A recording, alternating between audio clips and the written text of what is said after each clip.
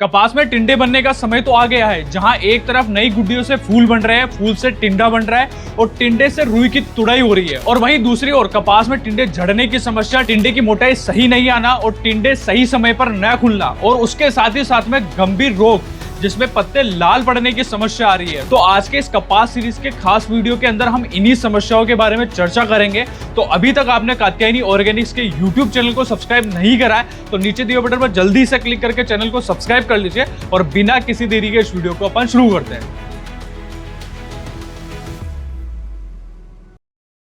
किसान मित्रों, वीडियो शुरू करते हैं और बात करते हैं वीडियो के सबसे पहले विषय के बारे में, यानी कि कपास की जो फसल है उसके अंदर अभी के समय जब टिंडा बनता है, जब गुड्डियों से नए टिंडे बन रहे होते हैं, यानी कि जब टिंडे खुलने की बारी आती है तो उसके अंदर कौन कौन सी समस्याएं आती है और ये समस्याएं फसल की पैदावार को कैसे प्रभावित करती है, ये सारी जानकारी अपन आगे बात करेंगे। किसान मित्रों, कपास की जो अभी अवस्था है, मतलब कि जब टिंडा बनता है या फिर फूल से टिंडा बन रहा होता है, इस अवस्था में सबसे गंभीर और सबसे बड़ी समस्या आती है फ्लावर ड्रॉपिंग की, या यूं कहूं कि जो टिंडे बनते हैं, हल्के जो टिंडे बन रहे होते हैं ना, उनकी झड़ने की जो समस्या है ना, ये फसल की पैदावार को सबसे ज्यादा प्रभावित करती है। और अभी का जो मौसम रहता है, मतलब जुलाई, अगस्त और सितंबर, इस समय क्या होता है ना कि बारिश आती है और बारिश के साथ में ह्यूमिड क्लाइमेट बन जाता है, जिससे क्या होता है कि प्लांट को स्ट्रेस आता है और साथ ही साथ में उमस जो है वो भी ज्यादा बढ़ जाती है। इस कारण से पौधा तनाव में आ जाता है और कपास की जो फसल है अगर एक बार तनाव में आ गई, ये सबसे ज्यादा सेंसिटिव ग्रुप है, और अगर एक बार ये तनाव में आ गई तो उसी कारण से जो है कपास की फसल के अंदर टिंडे भी झड़ेंगे और जो नई फ्लावरिंग आ रही है, गुड्डियों से जो फ्लावर बन रहे हैं, वो भी झड़ने की समस्या आएगी। तो किसान मित्रों, कपास की फसल के अंदर जो फ्लावर ड्रॉपिंग की समस्या आती है, मतलब फूल और जो टिंडे झड़ रहे होते हैं ना,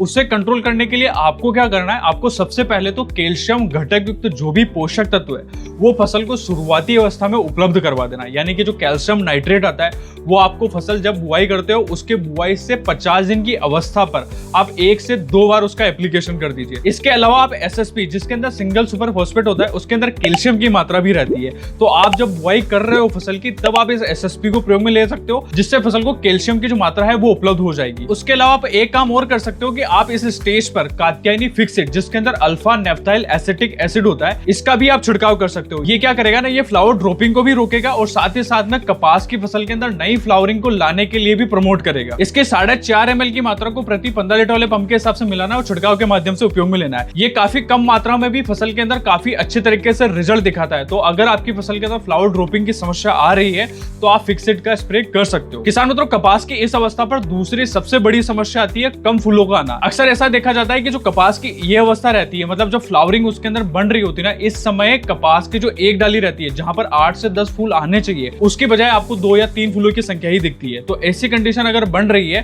तो आपको क्या करना है, आपको एक प्लांट ग्रोथ रेगुलेटर का उपयोग करना है, जिससे क्या होगा ना, जो पौधे की सारी ऊर्जा है, जो भी पौधा ऊर्जा बना रहा है ना, वो पौधे की सारी जो ऊर्जा है वो टिंडे की ओर ट्रांसफर हो जाए। और इसके लिए आपको क्या करना है, कात्यायनी ब्लूम बूस्टर को उपयोग करना है, जिसके अंदर होमोब्रिसोलेट की मात्रा पाई जाती है और ये एक प्रकार का प्लांट ग्रोथ रेगुलेटर है जो कपास में फूल बढ़ाने के लिए भी काम करेगा और जो फूल लग रहे हैं ना उससे झड़ने से भी रोकेगा। तो ये एक टॉनिक 2 काम करता है और इस स्टेज पर आप इसका उपयोग करते हो तो ये काफी शानदार तरीके से रिजल्ट देके जाएगा। और इसके उपयोग की मात्रा आपको 100 ml प्रति एकड़ के हिसाब से रखनी है। और इसका अगर आप चाहते हो कि इसका रिजल्ट और अच्छे तरीके से मिले, बेहतरीन तरीके से मिले, तो आप इसके साथ में मिक्स माइक्रो न्यूट्रिएंट जो चिलेटेड फॉर्म में आता है उसकी भी 100 ग्राम की मात्रा को इसके साथ मिलाकर स्प्रे करें, जिससे फ्लावरिंग जो है वो भी बढ़ेगी और जो फूल आ रहे हैं वो ज्यादा दिनों तक टिक पाएंगे और फ्लावर सेटिंग जो है वो भी अच्छे से हो पाएगी। किसान मित्रों, वीडियो में आगे बढ़ते हैं और बात करते हैं कपास की फसल में आने वाली तीसरी सबसे बड़ी समस्या के बारे में। अभी की जो अवस्था है, या तो फूल झड़ने की समस्या आएगी या फिर फूलों की जो संख्या है ना वो कम देखने को मिलेगी। उसके अलावा तीसरी समस्या भी काफी ज्यादा गंभीर देखने को मिलती है, जिसके अंदर टिंडे जो है ना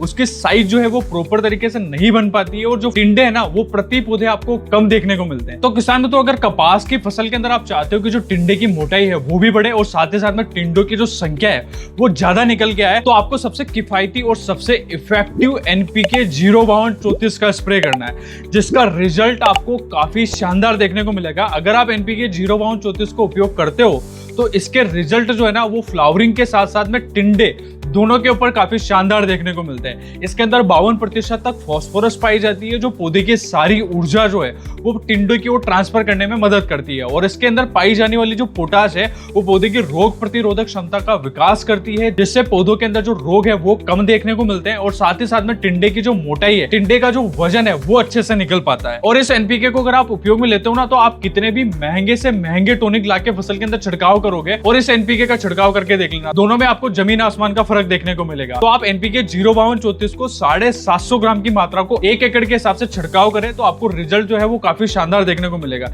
ये टिंडे की मोटाई और साथ साथ में टिंडे का वजन दोनों को बढ़ाने में काफी अच्छे तरीके से काम करेगा। किसान मित्रों, वीडियो में आगे बढ़ते हैं और बात करते हैं कपास की फसल के अंदर आने वाली चौथी सबसे बड़ी समस्या के बारे में। जी हाँ, कपास की फसल के अंदर अभी के समय अक्सर ऐसा देखा जा रहा है, जिन्होंने भी कपास की फसल लगा रखी है, चाहे वो महाराष्ट्र का किसान हो, चाहे वो मध्य प्रदेश का किसान हो, चाहे वो राजस्थान का किसान हो, चाहे ही गुजरात का किसान हो, इन चारों राज्यों के अंदर जिन भी किसानों ने कपास की खेती कर रखी है, उनकी फसल के अंदर मैग्नीशियम की कमी देखने को मिल रही है। और उसी कारण जो है कपास के जो पत्ते हैं ना, वो लाल रंग के पड़ते हुए दिखाई दे रहे हैं। और ये जो समस्या है काफी गंभीर समस्या है, जो हर साल कपास की फसल के अंदर आती है। और ये समस्या जब फसल के अंदर आती है तो उसका जो क्लोरोफिल रहता है ना, वो कम बनता है। उसी कारण से जो पत्ते हैं वो पूरी तरीके से लाल पड़ जाते हैं। और इसको कंट्रोल करने के लिए आपको क्या करना है, मैग्नीशियम सल्फेट का स्प्रे के माध्यम से उपयोग कर लेना है। और इसके उपयोग की मात्रा आपको 4 से 6 ग्राम की मात्रा प्रति लीटर पानी के हिसाब से रखनी है और पौधों के ऊपर छिड़काव कर देना है। किसान तो वीडियो में आगे बढ़ते हैं और बात करते हैं कपास की 5वीं सबसे बड़ी समस्या के बारे में, यानी कि वो समस्या जिसके अंदर कपास का जो पौधा है वो एक्सेस ग्रोथ ले लेता है। मतलब कि पौधे की जो वानस्पतिक बढ़वार जो है ना, वो ज्यादा बढ़ जाती है। और इसको कंट्रोल करने के लिए आपको इसे प्लांट ग्रोथ रेगुलेटर को उपयोग करना है, जो पौधे की अनावश्यक वृद्धि को रोककर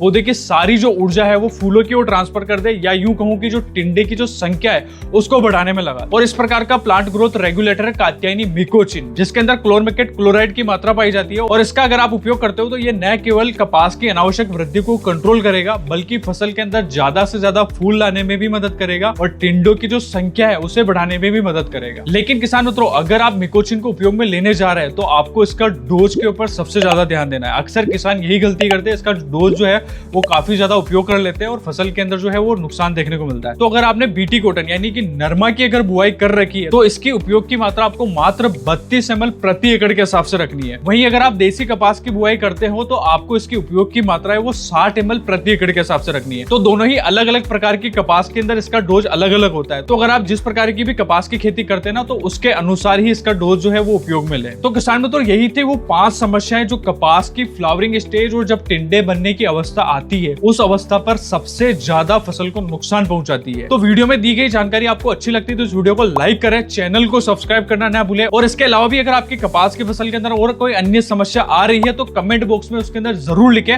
हम उसके ऊपर सेपरेट वीडियो लेके आएंगे।